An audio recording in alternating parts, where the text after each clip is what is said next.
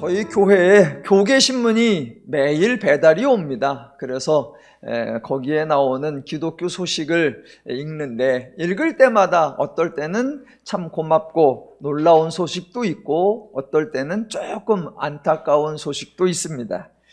엊그제 읽었던 기사 중에 한 두어 가지를 여러분과 나눠보겠습니다. 방송인들 중에 목회자 자녀인 분들이 여러 명 있다고 합니다. 제가 아는 바로는 양화대교라는 노래를 불렀던 자이언티라는 사람도 목사님 아들이고, 슬기로운 의사생활에서 산부인과 의사로 나왔던 김대명 씨도 목사님 아들이고, 또 MC 김성주 씨도 목사님 아들이라고 합니다. 또 연예인을 하다가 은퇴하고 아예 목회자가 되신 분이나 목사 사모가 되신 분들도 여럿이 있는데, 제가 알기로는 원더걸스의 멤버였던 선예 씨가 목사님 사모님이 되었고, 가수 자두 씨가 목사님 사모님이 되셨습니다. 이렇게 연예인을 하다가 목사님이나 사모님이 되나 이런 그쪽으로 가신 분들은 본인들 말에 의하면 연예계에서 쓰던 용어와 목사가 되거나 사모가 되어서 교회에서 쓰는 용어가 너무 달라서 자기들이 매우 어색하다고 합니다. 그 중에 하나 예를 든 것이 가수 자두 씨가 목사님 사모님이 되었는데, 자기가 교회에 가보니까 교회에서 늘 하나님에 대해서 얘기할 때 하나님은 위대하시다, 하나님은 크고 강하시다, 하나님은 능력이 있으시다, 이제 그런 표현을 쓰더래요. 근데 자기는 평상시에 하나님을 믿었지만 하나님을 그렇게 소개하지 않고 자기가 쓰는 용어가 따로 있었대요. 그래서 그게 뭔가 했더니 우리 하나님 쩔어요. 저희 젊은 세대는 뭔 말인지 잘 모르는데 애들은 그 말하니까 확 이해를 하더라고요. 우리 하나님 쩔어요. 목사님 아들 중에 방송인 김성주 씨가 있는데, 그분의 고백에 의하면 목사님이셨던 자기 아버지의 이중성 때문에 힘들어 했었다고 합니다. 아버님이 성도가 아프면 찾아가고 먹을 것이 없다고 하면 쌀을 구해다 주기까지 했는데, 정작 가족이 아프다고 하면 관심도 가지지 않았다고 합니다.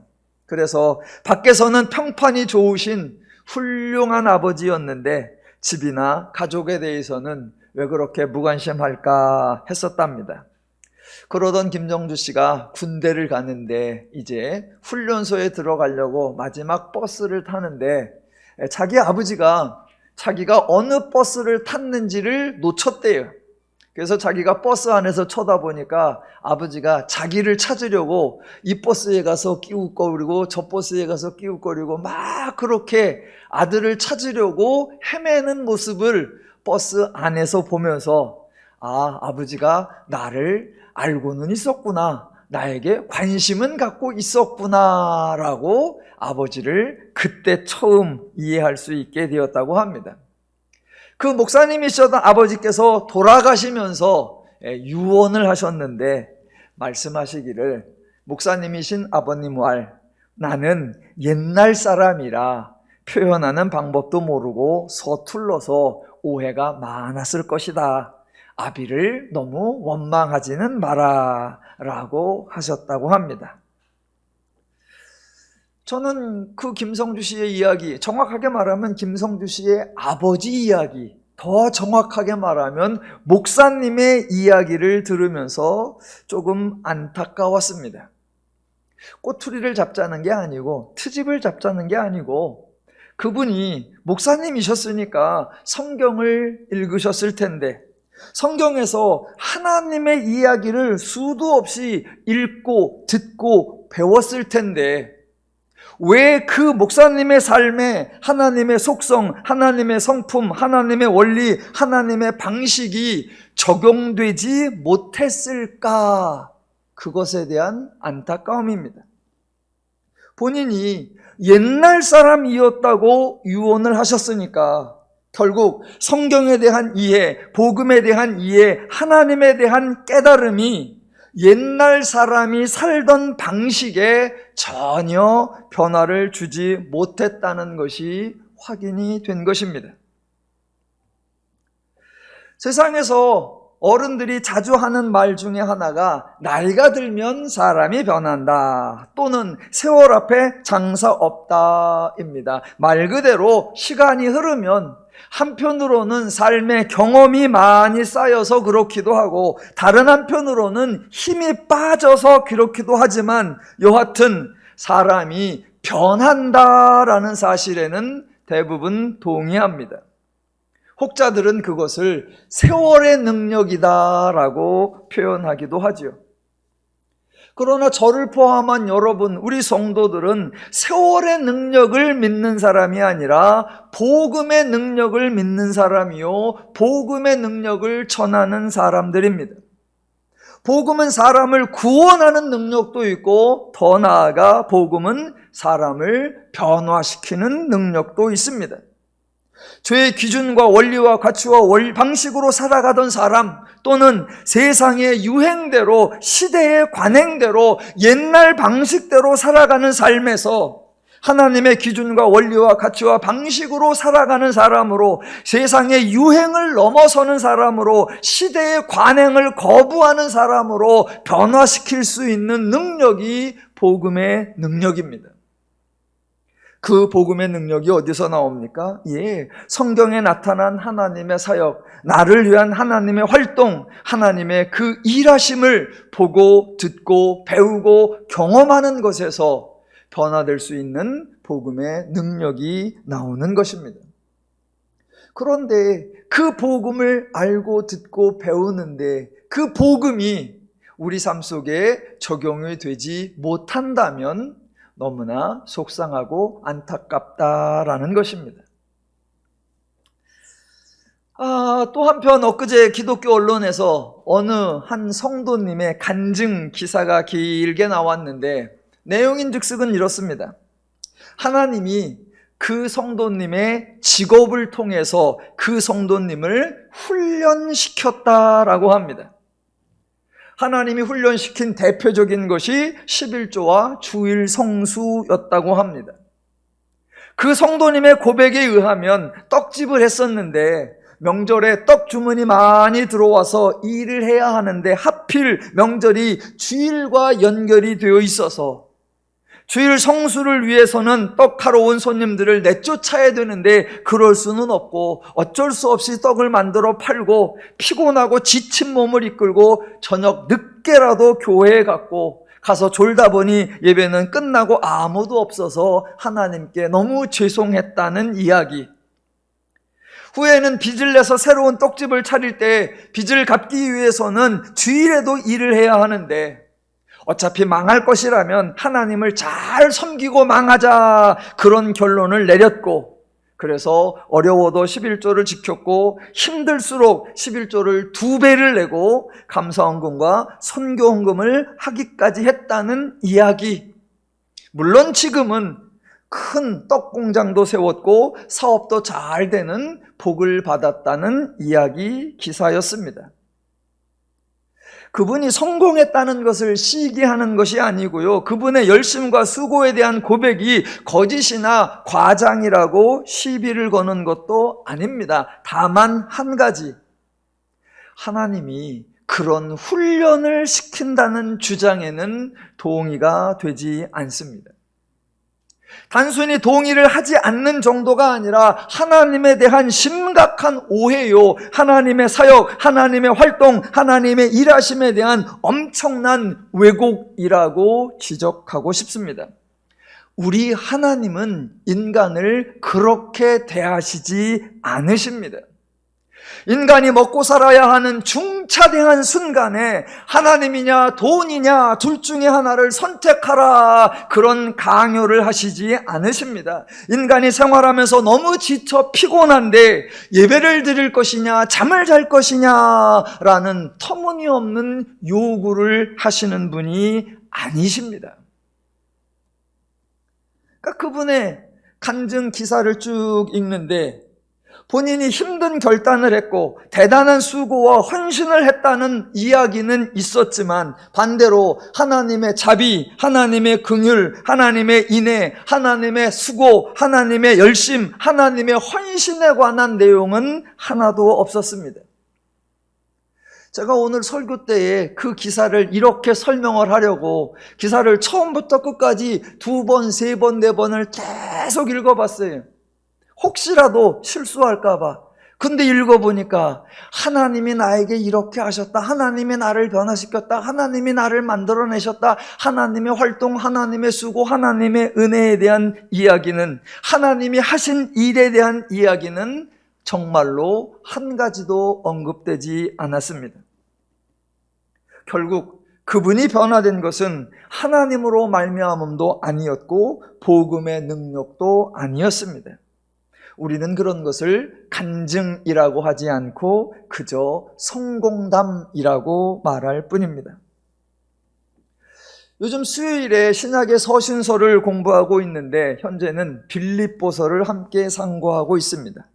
빌립보서를 쓴 사람이 바울인데 바울의 편지는 기독교 역사에서 간증의 원조라고 할 수 있습니다. 바울은 복음 사역을 위해 참으로 많은 수고를 했고 여러 시련과 역경과 고난을 당했습니다. 그런데 바울은 여러 편지들 중에 단 한 번도 그 모든 것이 하나님이 자기를 훈련시킨 것이다 라고 말하지 않습니다. 혹독한 하나님의 훈련을 통과하여 자신이 사도가 되었다고 말하지도 않습니다. 허다한 고난이 자기를 연단시키고 변화시켰다라고 언급하지도 않습니다. 도리어 바울은 이전에 내가 정말 수고를 많이 했는데 그것들은 다 헛수고였고, 이전에 내가 정말 열심히 특심했었는데 그것들은 모두 헛된 열심이었다라고 말합니다. 그런 자신을 하나님이 받아주셨다고, 하나님이 자신을 위해 수고해 주셨다고, 하나님의 모든 것을 내어주셨고 지금도 하나님이 자신과 동행하면서 자신을 보호해 주신다고 온통 하나님에 대해서 말을 합니다.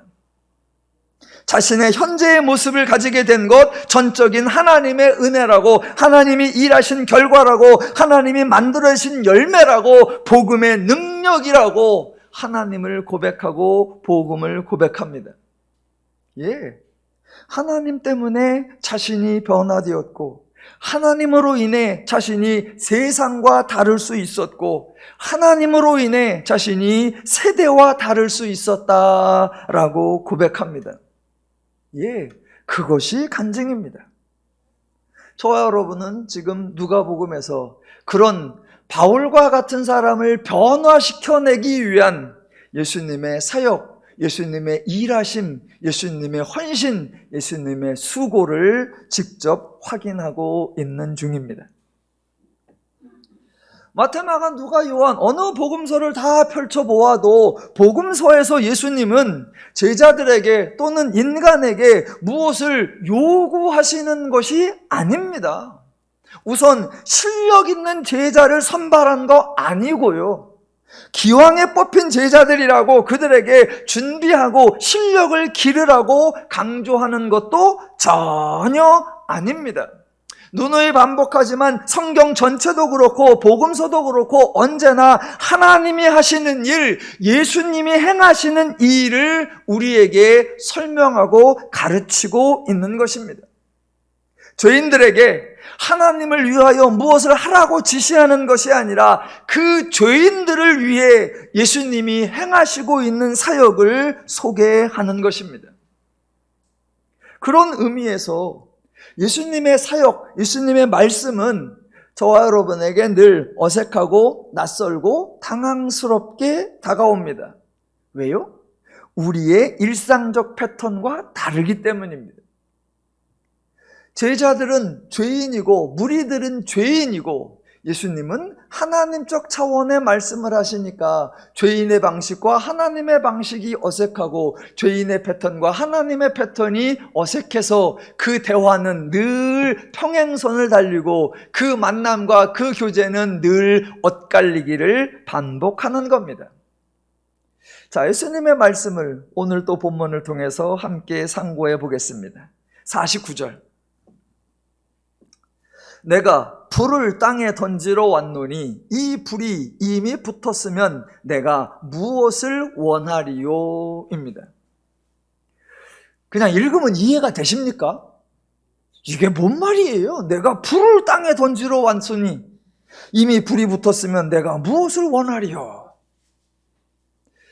사람마다 은혜 받는 방식이 다 다르니까 예전에 우리나라 이제 민주화 운동 한참 할 때에 좀 빈민촌에서 빈민들을 도와가면서 사회 구제 활동도 하고 그 한편에 민주화 운동도 하던 어느 목사님께서 그런 과정에 경찰에 붙잡혀 가서 구치소에 들어가셨답니다. 겨울이 됐는데 너무 추웠대요. 바닥에는 콘크리트 바닥이고 이불이라고 달랑 담요 하나 주고, 그래서 밤에 잠도 잘 안 오고 너무 추워서 견디기 힘든데 목사님이 있었으니까 그래도 감옥에서 이제 성경을 읽는데 막 추워서 덜덜덜덜 떨면서 읽는데 그날 읽은 구절이 누가복음 12장 49절이었대. 내가 불을 땅에 던지러 왔노니, 그 순간 얼마나 반갑든지 막 추워서 덜덜 떨고 있는데 불을 던지러 왔다. 불이라는 표현에 갑자기 정신이 확 나면서 온몸이 화끈해지고 후끈해져서 더 이상 춥지가 않았다 라는 이야기도 해요. 뭐 본인이, 그 목사님이 그렇게 경험을 했다고 하니까 뭐 충분히 존중을 합니다.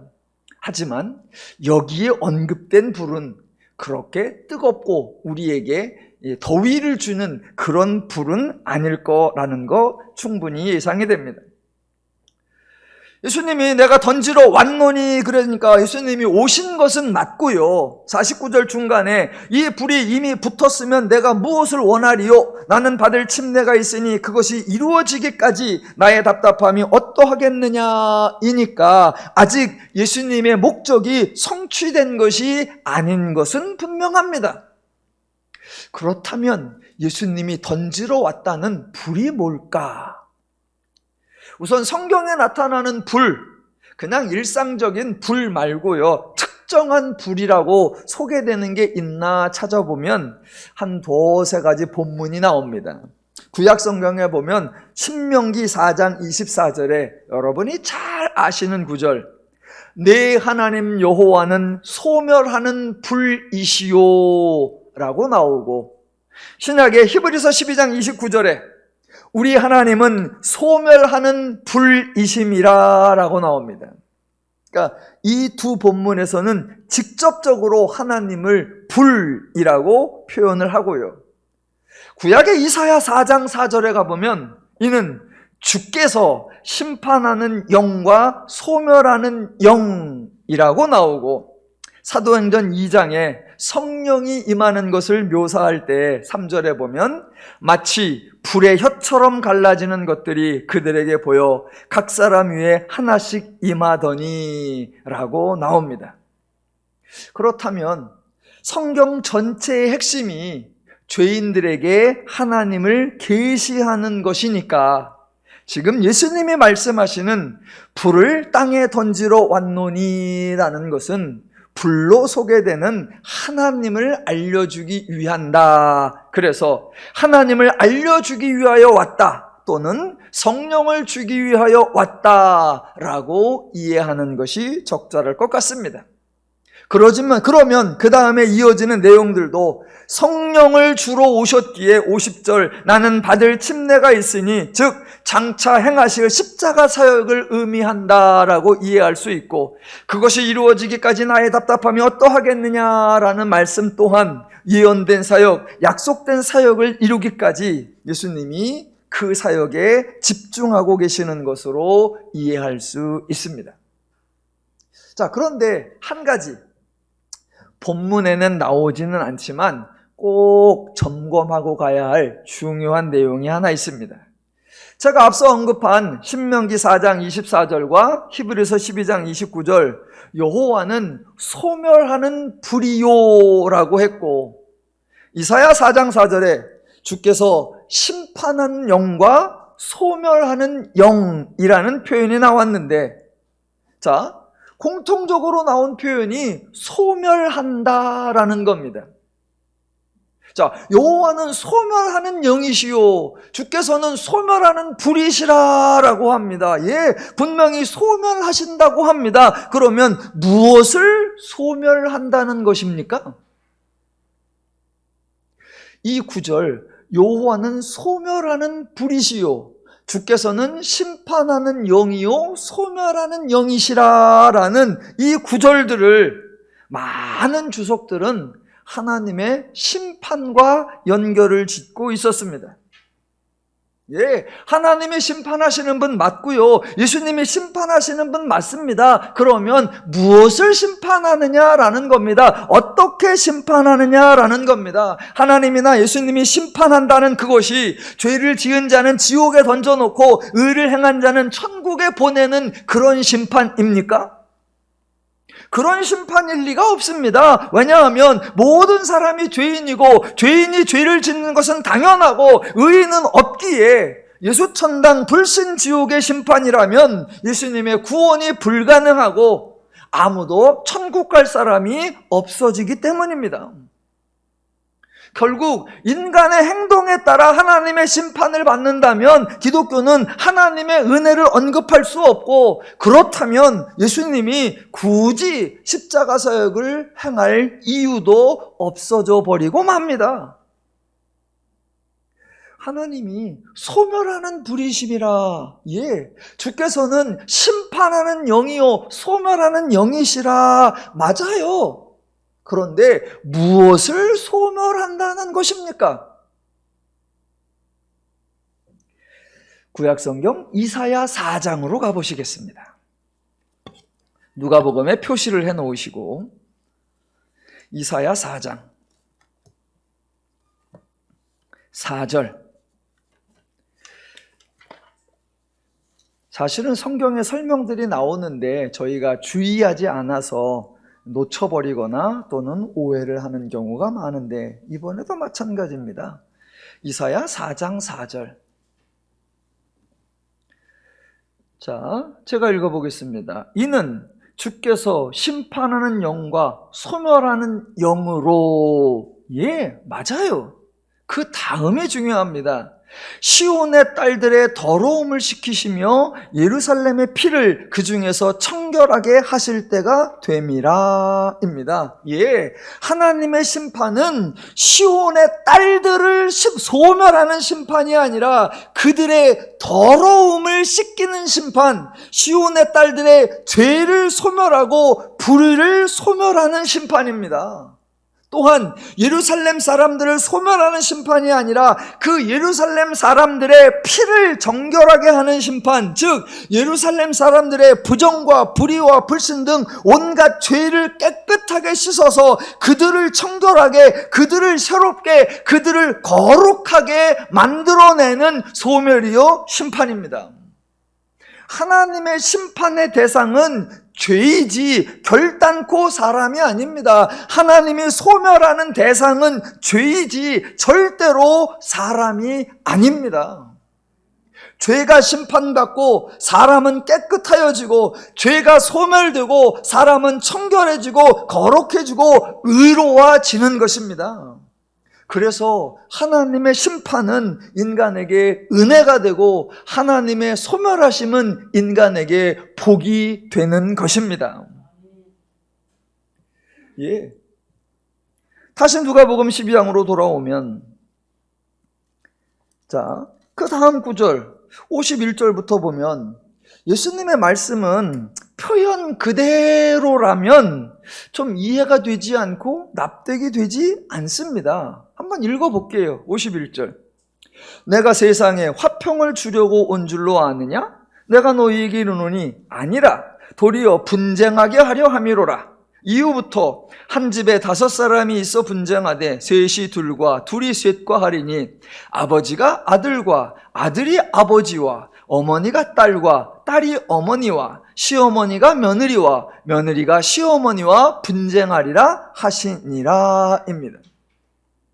만약 이 말씀대로라고 하면 이런 집안을 콩가루 집안이라고 하고 예수님은 이 집안을 팔명시킨 원흉이 되어버립니다. 예수님이 이런 말씀을 이런 의미로 하실 리가 없습니다. 아주 단순하게 한번 따져봅시다. 예수님 당시의 유대인들은 로마의 지배, 로마의 압제를 받고 있었던 상황입니다. 그게 잠깐이 아니에요. 그리고 로마뿐만이 아니에요. 오랜 세월 동안 그 전에 바벨론으로부터, 그 다음에 바사로부터, 그 다음에 마게도냐로부터 잠깐 하스모니안 왕조라고 이스라엘이 독립을 했었지만 강대국이 된 것이 아니라 겨우 독립만 유지했을 뿐 여전히 주변 나라들의 위협을 받고 그들에게 조공을 바치면서 생존을 위해 몸부림치는 그런 독립을 잠깐 이루었다가 다시 강한 로마라는 나라의 압제를 받아서 예수님 당시까지 이어오고 있는 그런 상황입니다. 그렇게 압제를 받고 있는 그 상태가 지속되는 그런 화평이 있었으면 좋겠다 기대했을 리가 없습니다. 그들은 메시아가 오기를 기대했는데 메시아 또는 그리스도가 오면 한바탕 난리를 펴고 엄청난 파장이 일어나고 로마와 대단한 분쟁이 일어난 후에 로마가 무너지고 이스라엘이 회복되는 그런 격변을 기대했을 것입니다. 그러니까 예수님이 내가 화평을 주러 온 것이 아니라 분쟁을 주러 왔노라 라는 말에 엄청 환영했을 겁니다. 그래, 한바탕 난리를 치자. 그 난리는, 그 분쟁은 누구와요? 예, 로마와 분쟁이어야죠. 이방인과 분쟁이어야죠. 그랬는데 화평이 아니라 분쟁을 주러 왔는데 그 분쟁이 한 가족끼리다, 한 집안끼리다 라고 하면 유대인들이 예수를 메시아나 그리스도로 여기지 않았을 겁니다. 그렇다면 화평을 주러 온 것이 아니라 분쟁하게 하려 함이라. 이게 무슨 말씀이실까? 예수님은 이 말씀이 무슨 의미인지 이미 앞에서 예수님의 사역에서 실제 사례를 보여주신 적이 있습니다. 그걸 확인해 보면 쉽게 이해가 될 겁니다. 조금만 앞으로 가보겠습니다. 누가복음 7장.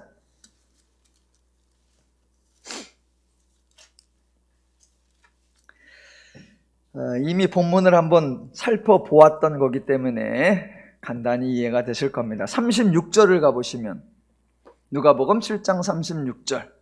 한 바리새인이 예수께 자기와 함께 잡수시기를 청하여 예수를 자기 집으로 초대했다고 합니다. 그랬더니 37절, 그 동네에 죄를 지은 한 여자가 있어입니다. 이미 죄인으로 판명된 여인 모두가 이 사람은 죄인이라고 합의되었고 이 여자는 죄인이라고 모두가 동의한 같은 의견, 같은 뜻, 같은 마음을 갖고 있는 내용입니다.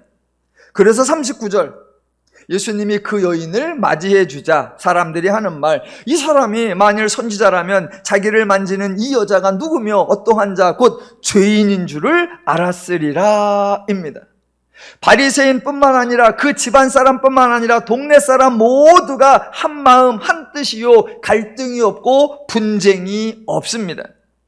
그때 예수님께서 48절에 하시는 말씀, 이에 여자에게 이르시되 내 죄사함을 받았느니라 이십니다. 이렇게 이 여인에게 내 죄사함을 받았느니라 라고 말씀하시는 거, 이게 바로 앞에 나왔던 불을 던지는 것입니다. 즉 여인을 심판하여 여인의 죄를 소멸하여 주시는 겁니다. 그래서 그 결과가 어떻게 됩니까? 49절, 함께 앉아있는 자들이 속으로 말하되 이가 누구이기에 죄도 사하는가 하더라. 예, 이제사 그곳에 모였던 사람들의 의견이 나누고 그들 가운데 분열이 생기고 그들 가운데 분쟁이 생겨난 것입니다. 즉 예수님의 말씀은 너희가 온통 죄만 가지고 있는데 그곳에 하나님의 성령을 보내주시어 죄의 마음이 아닌 하나님의 마음이 생겨나고 죄의 기준과 가치가 아닌 하나님의 기준과 가치가 드러나고 죄의 원리와 방식이 아닌 하나님의 원리와 방식이 생겨나게 한다라는 겁니다. 그게 죄와 분쟁하게 하고 죄와 갈등하게 하고 죄와 다투게 하고 죄와 나누어지게 하는 하나님의 말씀, 하나님의 은혜를 주신다라는 의미입니다. 그래야 그게 누가복음 12장 위에서 나왔던 불을 던지러 왔노라 그거와 같은 의미가 되고 나는 받을 침례가 있나니 곧 예수님의 십자가 사역을 통해서 이루어질 내용입니다. 그러니까 성경은 언제나 예수님이 말씀을 하시면 언제나 인간에게 무엇을 요구하는 것이 아니라 하나님이 인간에게 이렇게 이루어 주겠다, 하나님이 인간에게 이것을 베풀어 주겠다라고 하나님의 일하심을 선포하는 내용이라는 것을 기억하셔야 합니다. 그러니까 아까 간증에서 예를 들었듯이 성도가 만약 자기가 행한 일을 언급하면 그것은 간증이 아니라 성공담이나 체험담에 불과해집니다. 목사의 경우는 설교를 하는데 설교에서 인간이 해야 할 일만 강조한다면 이것을 해야 합니다, 이렇게 해야 합니다, 이만큼 해야 합니다, 인간이 해야 할 일만 자꾸 언급하면 그것은 복음을 선포하는 것이 아니라 인간 자기개발 특강에 불과합니다. 저와 여러분은 성공담을 말하는 사람들도 아니고 처세술 특강을 하는 사람들도 아닙니다. 저와 여러분은 성경을 통해 하나님이 하시는 일을 보고 듣고 경험하고 그 복음의 능력을 입어 변화된 저와 여러분의 모습을 간증하는 하나님의 성도들이심을 기억하시면 좋겠습니다. 제가 일주일마다 설교를 한 편씩 하는데요, 그러다 보니까 저는 일주일 단위로 예수님 말씀 때문에 좀 골치를 앓습니다. 설교를 해야 되는데 예수님의 말씀을 참 뭐라고 표현해야 되나, 애매모호하게 하세요. 난처하게 하세요. 표현상으로는 매우 단순한데 내용상으로는 감을 잡기가 쉽지 않습니다. 어떤 분은 저에게 목사님은 설교를 참 편하게 하세요.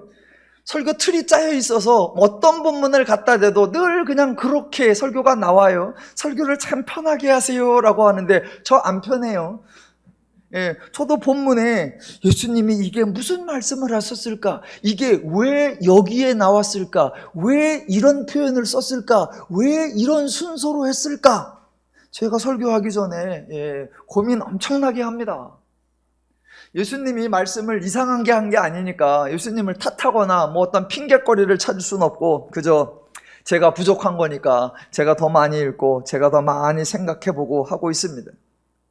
그러니까 설교를 준비하는 일주일 내내 매우 당황스럽고 매우 곤고하다가 이제 은혜롭게 본문을 딱 깨닫고 나면 참 기가 막히다. 이야, 이 순서가 정말로 정교하다. 하나님의 이 표현이 정말로 기가 막히다. 깜짝깜짝 놀래요. 그러니까 깨닫기 전에는 고민되다가 깨닫고 나면 정말로 감사하고 저를 그렇게 깨닫게 하기에는 하나님의 은혜가 꼭 필요합니다.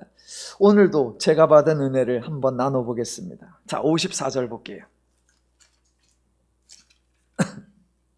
54절. 또 무리에게 이르시되 너희가 구름이 서쪽에서 이는 것을 보면 곧 말하기를 소나기가 오리라 하나니 과연 그러하고 남풍이 부는 것을 보면 말하기를 심히 더우리라 하나니 과연 그러하니라 입니다. 이것은 거창하게 말하면 천지의 기상을 분간하는 것이고 단순하게 말하면 일기예보 또는 날씨 예측입니다. 저와 여러분은 이스라엘의 지형과 지리에 대해 익숙하지 않기에 이런 글을 보면 딱 알아차지 못하지만 그곳에 사는 사람들에게는 아주 익숙한 내용입니다. 저도 이스라엘을 성지순례라는 명분으로 12박 13일을 갔다 왔는데 그때 이스라엘 거쳐서 이집트 거쳐서 요르단 거쳐서 왔으니까 이스라엘은 뭐 한 6일이나 7일 있었나요? 그것도 이제 뭐 유명하다고 하는 곳에만 몇 군데 둘러봐서 뭐 저도 이스라엘을 잘 모릅니다.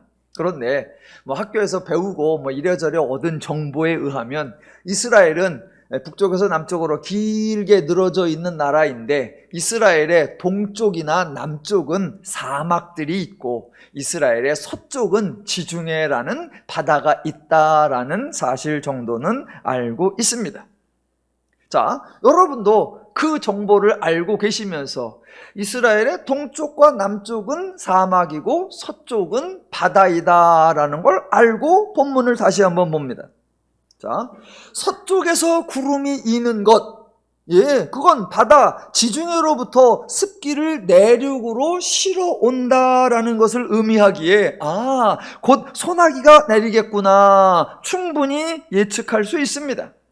이거는 천지에 대한 특별한 실력이나 어떤 하늘과 구름과 바다에 대한 특별한 지식이 있어서가 아니라 그 지방에 살면 그 지역을 알면 저절로 알게 되는 자연 현상입니다.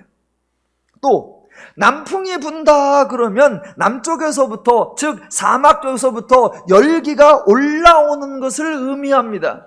그러니까 남풍이 불어온다 그러면 곧 뜨거운 바람이 불어와서 날씨가 심히 덥겠구나라고 예측할 수 있습니다. 저와 여러분은 실감이 안 되는데 어떤 기록에 보니까 남풍이 불어온다, 사막에서 뜨거운 바람을 불어온다, 심히 덥다 어느 정도냐면 기록에 의하니까 1시간 이내에 온도를 30도를 올려버린대요. 실감이 안 나니까 놀래지도 않잖아요. 저도 모르겠어요. 아니 우리는 에어컨을 아무리 틀어도 1시간 내내 30도가 안 내려가고 히터를 아무리 틀어도 1시간 내에 30도가 안 올라가요. 그런데 거기서는 남풍이 분다 그러면 1시간 이내에 30도가 올라갈 만큼 그런 열기를 가져오니까 남풍 부는 그런 힌트만 보여도 와 심히 덥겠다라고 예측할 수 있다라는 겁니다. 이거 누구나 그 지역에 살고 있는 사람들에게는 상식 같은 일입니다. 그렇게 분별하고 그렇게 아니까 그 다음 행동도 적절하게 할 수 있습니다. 구름이 서쪽에서 이는 것을 보면 소나기가 곧 올 거니까 우리나라식으로 하자면 비를 맞지 않으려고 어디론가 피하고 집에서는 빨래를 걷어들이고 마당이나 지붕에 널어놓은 곡식들을 안으로 들여놓습니다. 또 남풍이 부는 것 같다 그러면 심히 더울 것 같으니까 아예 어디 외출하기로 했던 일정들을 변경하고 미리미리 그늘 밑으로 피해 있게 됩니다. 지금 예수님은 유대인들의 이러한 행동은 특별히 지혜롭고 대단히 현명하다가 아니라 뻔한 거잖아, 당연한 거잖아, 누구나 아는 거잖아, 그렇게 다 분별하고 있잖아, 그렇게 분간하고 그렇게 행동하고 있잖아, 그 얘기예요. 그러면서 이제 예수님이 진심으로 하고자 하시는 말씀이 56절. 의식하는 자여, 너희가 천지의 기상은 분간할 줄 알면서 어찌 이 시대는 분간하지 못하느냐입니다. 하나씩 볼게요. 자, 첫 번째 예수님의 전문 용어가 나왔죠. 의식하는 자여입니다. 다른 본문들에서 예수님은 주로 유대인들 중에 율법사들이나 바리새인들에게 사용하신 호칭이 의식하는 자여입니다. 그런데 이번 본문에서는 54절에 나오는 대로 무리에게 이르시되이니까 모든 사람에게도 의식하는 자여라고 하셨습니다. 그러니까 예수님은 의식하는 자를 특별한 그룹, 특별한 계층, 특별한 신분에 있는 사람에게 한 것이 아니라 헛된 종교 행위를 하고 있는 모든 자, 아무 효과가 나지 않는 쓸데없는 일을 하고 있는 사람들, 그 사람들에게 지칭해서 하는 말이었습니다. 오늘 본문으로 끌고 들어오면 의식하는 자, 이게 왜 등장했을까 따져보면 예수님이 56절에서 말한 의식하는 자는 사실은 어리석은 자여 또는 알지 못하는 자여입니다. 왜냐하면 54, 55절과 56절이 서로 대조가 되는 겁니다. 54, 5절에서 사람들은 알아야 할 것을 알고 있었습니다. 구름이 서쪽에서 있는 것을 보면 소나기가 오리라는 것을 알고 있었고, 남풍이 부는 것을 보면 심히 더울 것을 알고 있었습니다. 이렇게 천지의 기상을 분별할 줄 알았습니다. 그렇게 알았다는 것을 강조하고 그 알았다와 대조해서 56절에 외식하는 자여, 즉 어리석은 자여 또는 알지 못하는 자여라고 표현한 것입니다. 자, 이렇게 예수님이 외식하는 자여라고 말한 게 야, 이 겉과 속이 다른 자야, 야, 이 쇼를 하는 자야, 야, 말과 행동이 다른 자, 이런 게 아니라 지금 54, 55절에서 아는 자들과 반대로 56절에서 외식하는 자, 즉 모르는 자, 알지 못하는 자라고 표현했다. 이것을 이해하면 그 다음에 나오는 설명도 훨씬 쉽게 분별할 수 있습니다. 56절 다시 볼게요. 너희가 천지의 기상은 분별할 줄 알면서 어찌 이 세대는 분간하지 못하느냐입니다. 표현상으로 질문이고 문법상으로 의문문입니다. 그런데 내용상으로는 질문이 아닙니다. 지금 예수님은 무리들에 대해서 궁금해하는 것이 아니고 무리들의 생각이나 사고에 대해서 알고 싶어하는 것이 아니다라는 겁니다. 또한 왜 알아야 하는 것을 알지 못하느냐, 추궁하는 것도 아니고 책망하는 것도 아닙니다. 왜냐하면 예수님은 이미 그들에 대하여 외식하는 자, 즉 알지 못하는 자라고 표현하셨기 때문입니다. 알지 못하는 자들에게 왜 알지 못하느냐고 따질 리가 없습니다. 알지 못하는 자들이면 알지 못하는 게 당연한 겁니다. 그러니까 지금 예수님은 알지 못한다고 책망하는 것이 아니라 왜 분간하지 못하느냐라고 질문하는 것이 아니라 예수님이 안타까워서 탄식하는 겁니다. 그래서 이렇게 푸는 거예요. 너희가 천지의 기상은 분간할 줄 알면서도 이 시대는 분간하지 못하는구나. 쯧쯧쯧. 예. 그렇다고 무리들에 대해서 이런 한심한 놈들아 비난하는 거 절대로 아닙니다. 왜요? 비난할 수가 없습니다. 보세요. 너희가 지금 어찌하여 이 시대는 분간하지 못하느냐라고 했는데 예수님 말씀하신 이 시대는 예수님이 강림하셔서 사역을 하고 있는 때입니다. 사람들이 이 시대를 분간하지 못하는 거 당연합니다. 왜요? 죄인들의 전형적인 특징이 뭐라고 그랬습니까? 자신이 죄인들인 사실을 모르는 거라고 했습니다. 자신이 죄인인 사실을 모르니까 당연히 구원받아야 한다는 사실도 모릅니다. 그러니까 예수가 자신들을 구원하러 오셨다라는 거 모르고 지금 이 시대에 예수님이 구원 사역을 행하고 계시고 있다라는 거 당연히 모릅니다. 죄인들은 모르는 게 이상한 게 아니라 죄인들은 모르는 게 당연한 거예요. 그런 사람들에게 왜 분간하지 못하느냐 책망하실 리가 없습니다. 하실 리가 없어요.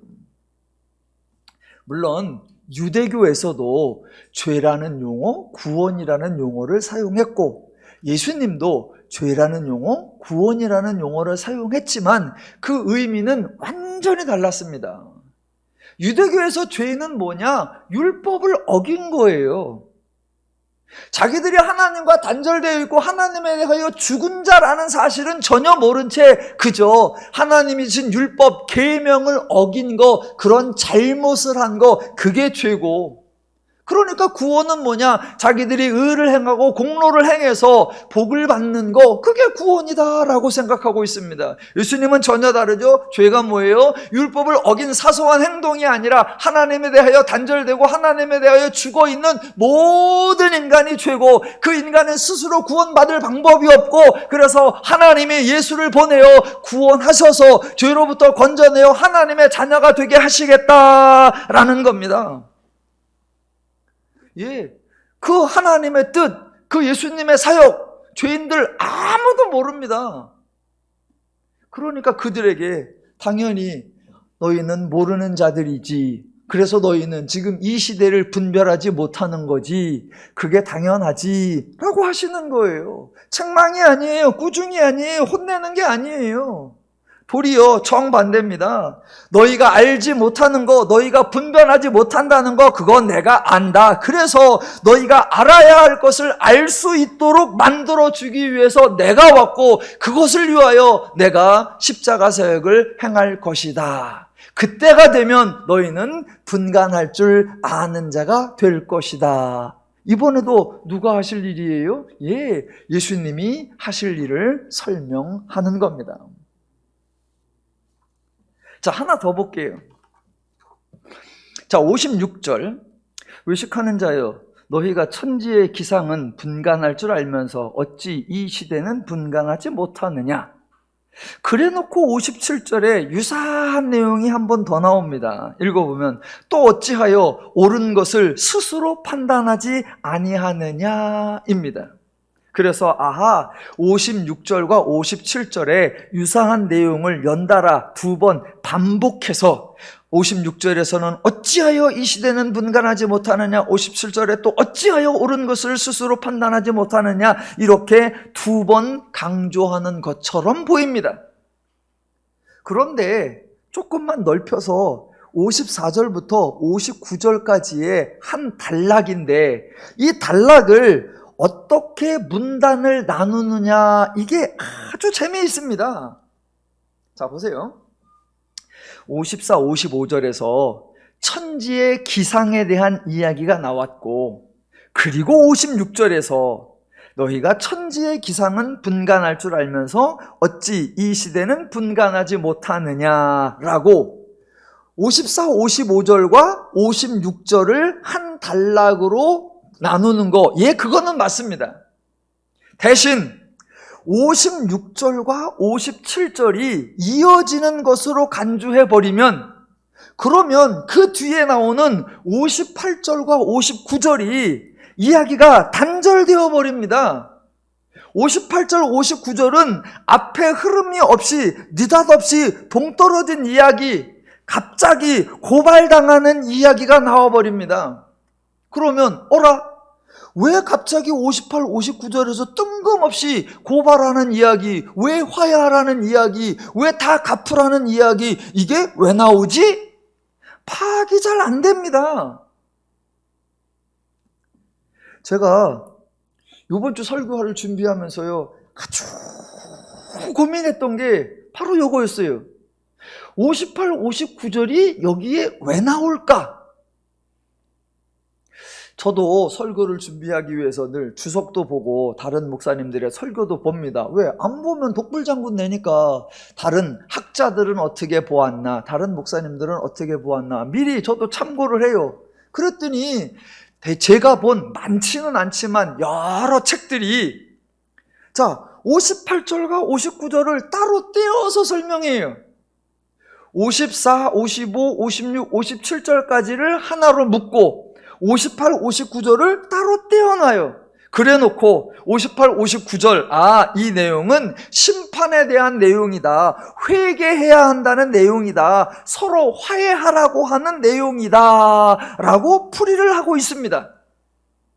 저는 그 풀이가 그렇게 문단을 나누는 게 이해가 되지 않고 납득이 되지 않은 거예요. 여러분은 되세요? 1번 된다, 2번 안 된다, 3번 되는지 안 되는지 신경 써본 적이 없다.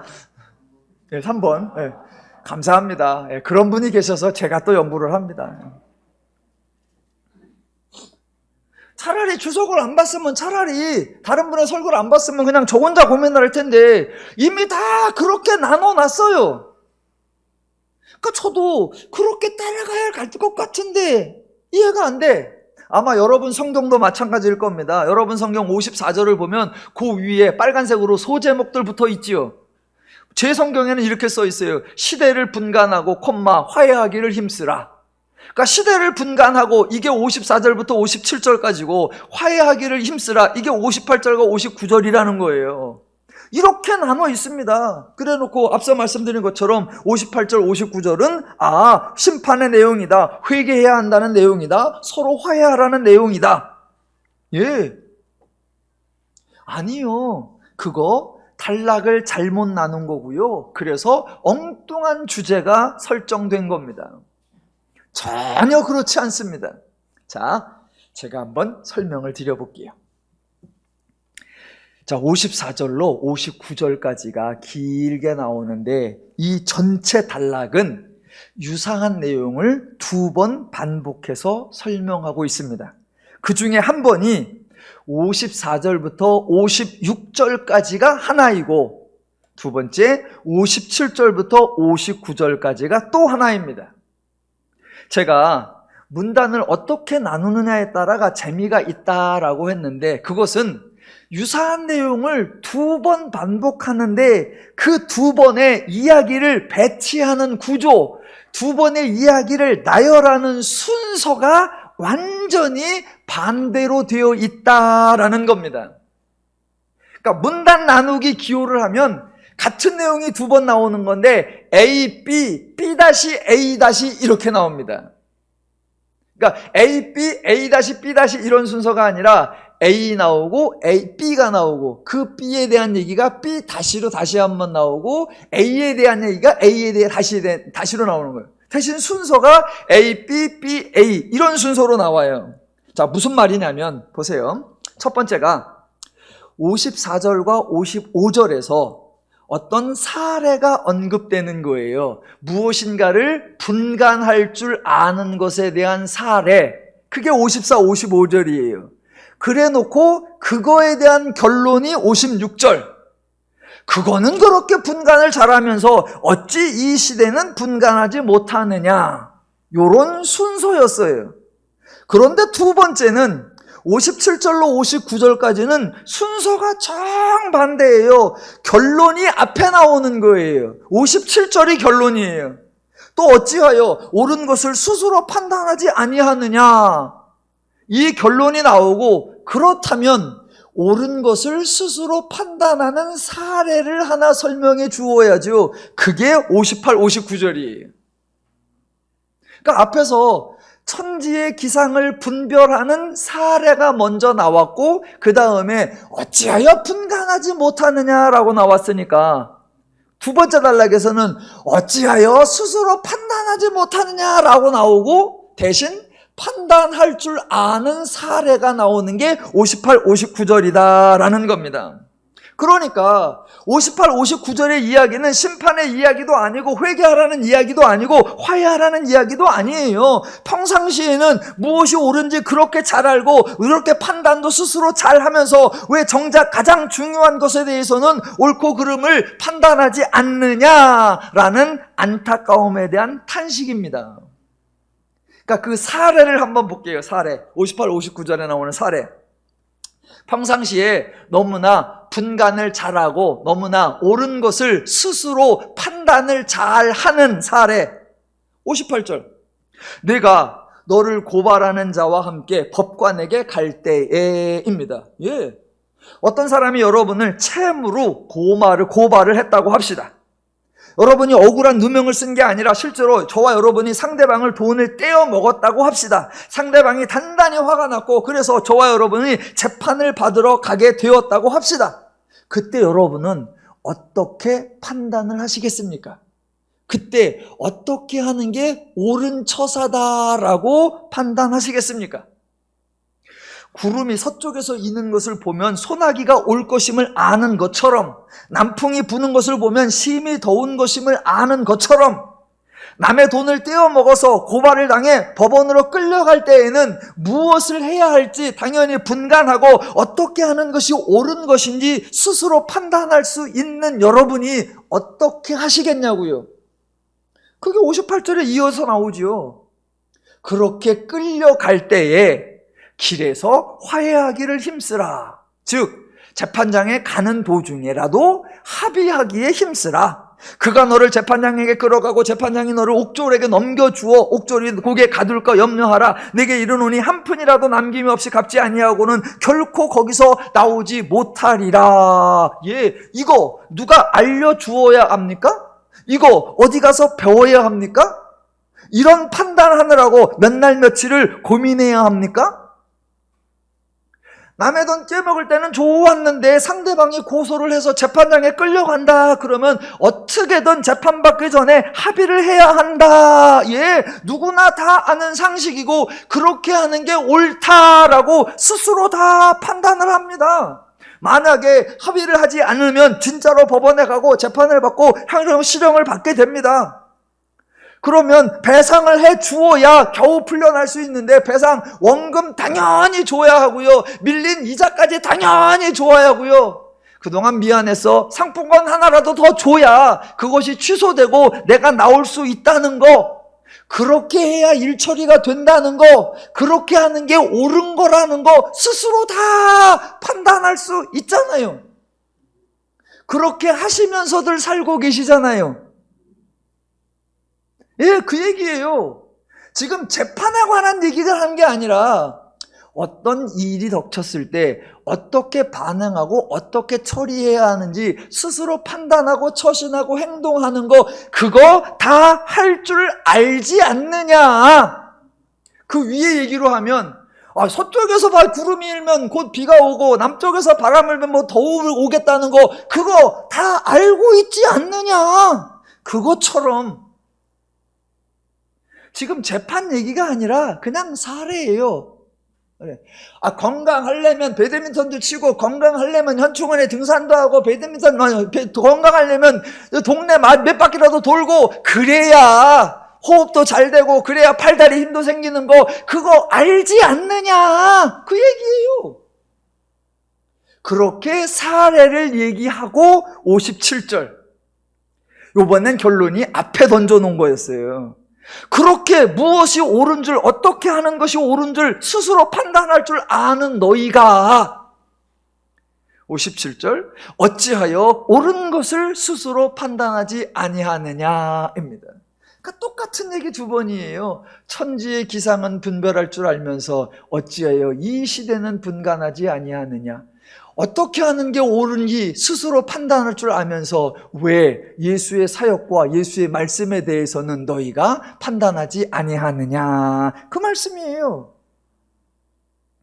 그러니까 순서적으로는 58절과 59절이 이야기가 나오고 그 다음에 57절이 나와야 되는데 지금 누가복음 저자가 순서를 기가 막히게 짜놨어요. A, B, A-B-가 아니라 A, B, B-A- 이렇게 딱 짜놨단 말입니다. 그러고 보면 참 잘 썼다, 참 표현이 멋있다. 그런데 그냥 써놓은 순서대로 봐서 엉뚱하게 끌고 갔어요. 그러니까 57, 58, 59절 이거를 전체적으로 풀어서 설명하면 이렇게 되는 거예요. 의식하는 자여, 너희가 일상에서 재판에 관한 상황에 대해서는 무엇이 옳은지 스스로 판단할 줄 알면서 어찌하여 죄에 대하여, 구원에 대하여, 예수님의 사역에 대해서는 무엇이 옳은지, 어떻게 행동해야 되는지 스스로 판단하지 못하느냐입니다.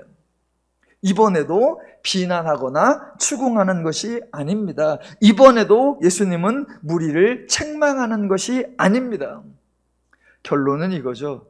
너희가 스스로 옳게 판단할 수 있어야 하는데 너희가 하지 못한다는 것을 내가 안다. 그래서 너희가 해야 할 것을 할 수 있도록 만들어 주기 위해서 내가 왔고, 내가 십자가 사역을 행하여 너희를 그런 사람이 되도록 만들어 주겠다라는 겁니다. 그러니까 누가복음은 계속해서 내가 죄인을 구원하러 왔고 내가 십자가 사역을 행하여 너희를 죄로부터 구원하여 너희를 새 사람 되게 해주겠다, 이 얘기를 다양한 본문으로, 다양한 사례로, 다양한 사건으로 계속 반복하는 거예요. 오늘도 총 4번을 반복하는 거예요. 내가 불을 던지러 와서 내가 침례를 받기 전에, 이 모든 것이 이루어지기 전에 참 이 약속에 내가 계속 집중할 거다. 내가 너희를 죄로부터 분쟁하게 하여서 하나님의 마음을 가진 자가 되도록 하겠다. 내가 너희가 천지는 불가능할 줄 알면서 이 시대는 분단하지 못하는 걸 알아서 그거를 알 줄 아는 자들이 되도록 내가 만들어 주겠다. 스스로 판단할 줄 알면서도 정작 죄에 대해서는 판단하지 못하는 너희들, 그래서 내가 너희를 그것을 옳게 스스로 판단할 수 있는 자들이 되도록 만들어주기 위해서 내가 왔고 내가 십자가를 질 것이다. 예, 계속 그거예요. 결론, 기독교는 신이 인간을 심판하는 종교가 아니라 구원하는 종교입니다. 기독교는 신이 인간을 훈련시키는 종교가 아니라 은혜를 경험하게 해주는 종교입니다. 바라기는 하나님을 더욱더 풍성히, 하나님을 많이 알아가시길 바랍니다. 하나님은 능력이 있으시고 복음에도 능력이 있습니다. 하나님이 여러분의 삶의 담대함의 근거요, 평안함의 원동력이요, 자유로움의 터전이 되어 주실 것입니다. 복음이 여러분으로 하여금 이 시대를 감당하고 이 시대를 능히 이겨나가며 하나님 나라의 삶을 멋지게 누려나갈 수 있도록 여러분에게 능력이 되어 줄 것입니다.